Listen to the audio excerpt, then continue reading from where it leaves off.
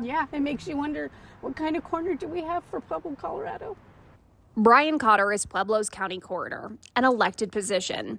He and his business, a mortuary he owns with his brother, is at the center of an investigation into improperly stored bodies. A report from the state says during an inspection at Davis Mortuary, they noticed a strong odor coming from a hidden room. The report says the coroner asked them not to go in there, but that he admitted bodies had been in there waiting to be cremated, some for up to 15 years.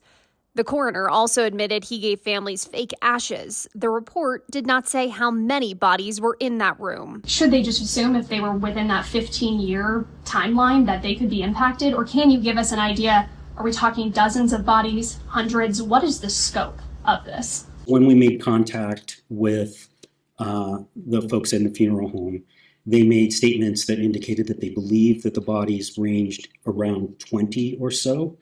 The investigators did not make entry into the room where the bodies were specifically stored. They were able to see them from the doorway.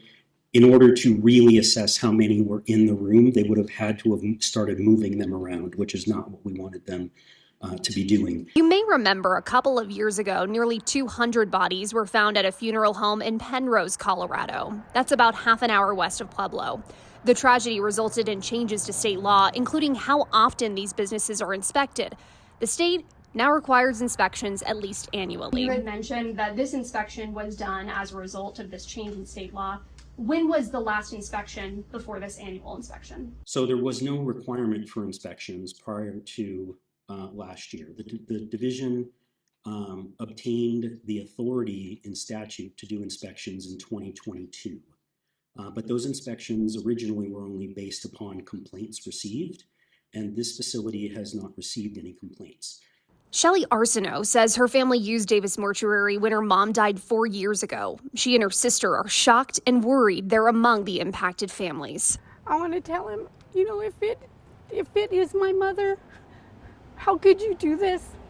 How could you do this to anybody? What kind of mind do you have? You should feel disgusted to yourself. How would you feel if it was your family member? How would you feel?